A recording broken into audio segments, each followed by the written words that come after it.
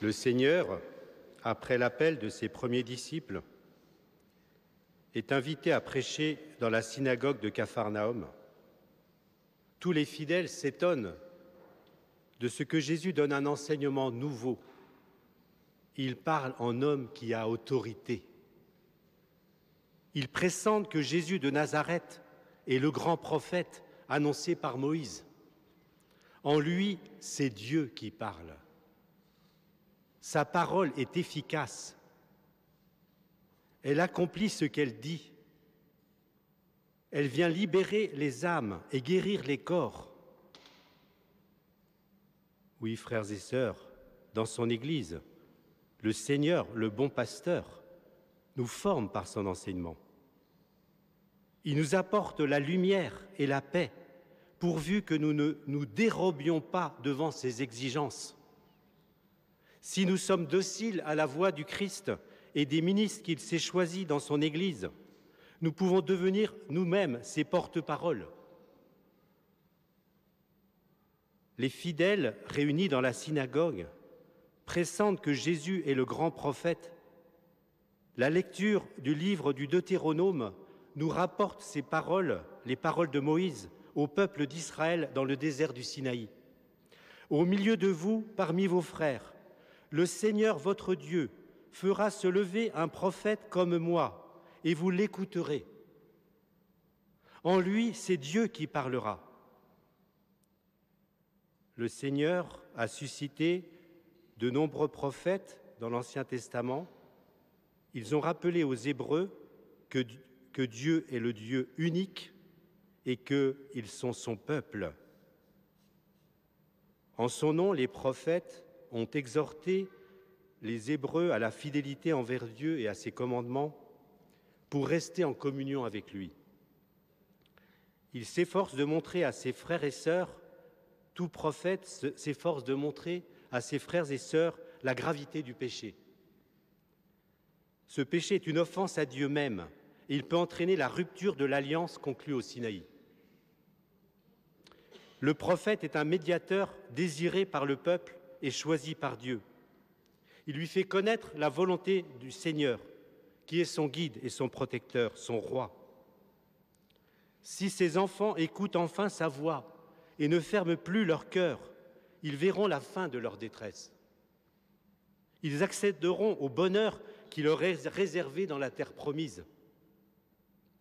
Oui, frères et sœurs, Jésus est bien le Messie, le libérateur de son peuple, le Fils de Dieu, annoncé par Moïse et tous les prophètes de l'Ancien Testament. Sa voix n'est pas un simple écho de celle de Dieu, car il est la parole de Dieu faite chair, il est le Fils de Dieu fait homme. Jésus vient délivrer ses frères et sœurs de l'esclavage, du péché et de l'erreur. Le Seigneur nous rend vraiment libres, c'est-à-dire obéissants à la volonté du Père.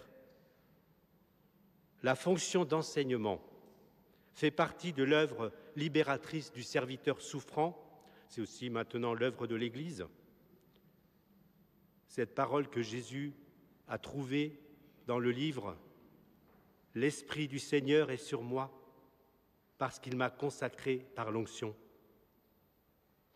Il m'a envoyé porter la bonne nouvelle aux pauvres, annoncer aux captifs leur libération et aux aveugles qu'ils verront la lumière, remettre en liberté les opprimés. Oui, frères et sœurs, notre Seigneur continue à nous parler. Sa parole est puissante et efficace. Elle accomplit ce qu'elle dit. Elle supprime les obstacles à la venue du royaume de Dieu. Après son enseignement dans la synagogue, Jésus délivre un possédé. Il interpelle vivement l'esprit mauvais. Il lui commande de sortir de l'homme. La délivrance est immédiate, au grand étonnement de la foule, mais bien vite, devant la progression de la bonne nouvelle. La stupeur fait place à une hostilité grandissante chez un grand nombre. La parole de Dieu doit être reçue librement. Elle ne porte de fruits dans nos cœurs que si nous nous laissons travailler, remués par l'Esprit Saint, transformés dans le Christ. La parole de Dieu est toujours vivante et agissante dans son Église. Jésus est lui-même cette parole qui guérit et libère les âmes. Jésus réconcilie les hommes et les femmes avec Dieu et les uns avec les autres par la puissance de sa mort et de sa résurrection, ce qui est rappelé dans la formule de l'absolution du prêtre. Et le prêtre de terminer, « Et moi, au nom du Père et du Fils et du Saint-Esprit, je te pardonne tous tes péchés. » Le pénitent, après s'être confessé, reçoit l'absolution de ses fautes. Il repart le cœur léger, tout joyeux, d'être dans l'amitié de Dieu. Et il est envoyé vers ses frères pour lui-même guérir, pardonner. Nous sommes, frères et sœurs, porteurs de ce grand trésor, l'amour de Dieu. Et cet amour, partageons-le à nos frères. Le Christ est la parole de Dieu qui éclaire, qui illumine nos intelligences, embrase nos cœurs de son amour. La vie même de Dieu, vainqueur sur le bois de la croix, Jésus ressuscité des morts, cette vie est rendue présente à la consécration de la messe. Les paroles de Jésus lors de la Sainte Seine, « Ceci est mon corps, livré pour vous, ceci est la coupe de mon sang », sont prononcées par le prêtre, qui agit en la personne et au nom du Christ. Elle opère le changement du pain et du vin dans la substance du corps et du sang de Jésus. Les apparences restent les mêmes, le pain, le vin. Mais Jésus se donne à chacun de nous dans la Sainte Hostie, unis au Père et au Saint-Esprit. Quel trésor, frères et sœurs! Cette parole de Dieu est exigeante. Elle doit être prononcée à temps et à contre-temps.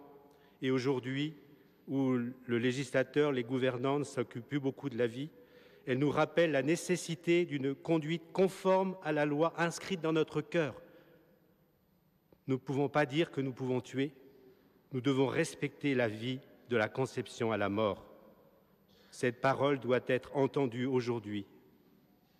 La parole de Dieu doit se frayer un chemin dans notre âme. Nous devons être dociles au bon pasteur qui nous parle en ses ministres, le pape, les évêques, les prêtres, les religieux, les catéchistes. Si nous accueillons les suggestions de son amour, voilà que nous-mêmes, nous sommes des porte-paroles. Cette parole que nous avons reçue à notre baptême, cette parole qui a été reprononcée sur nous lors des sacrements, cette parole nous habite. Disciples de Jésus, baptisés et j'espère confirmés, nous parlons nous-mêmes avec autorité, non pas lorsque nous prétendons commander aux autres, voire les condamner, mais lorsqu'avec persévérance, avec patience, avec humilité, nous laissons la parole du Christ nous former, nous transformer. Nous apprenons à vivre pour Dieu au milieu de ce monde. Nous portons la promesse que Dieu veut faire entendre à tout être humain, la promesse que chacun mérite d'être aimé pour toujours, pour lui-même. La promesse que nous sommes les enfants bien-aimés du Père, que nous ajoutons à la beauté du monde qui reflète celle de notre Créateur, de notre Sauveur. La promesse que la vie est un don, que la promesse que la joie doit l'emporter sur la mort, que la vie doit l'emporter sur la haine. Que notre prière, frères et sœurs, à Jésus et à sa très sainte Mère, nous permette de vivre sous le regard de Dieu, de vivre dans la paix, dans la joie, que le Christ nous accompagne tout au long de la journée. Parlons-lui, il nous aime profondément. Il est venu sur la terre, il est mort, il est ressuscité pour que nous vivions vraiment avec lui. Que nous nous laissions guider par son autorité bienfaisante, que nous répondions avec courage et ferveur à l'appel que Dieu nous adresse à proclamer les louanges de Jésus qui nous a appelés des ténèbres à son admirable lumière.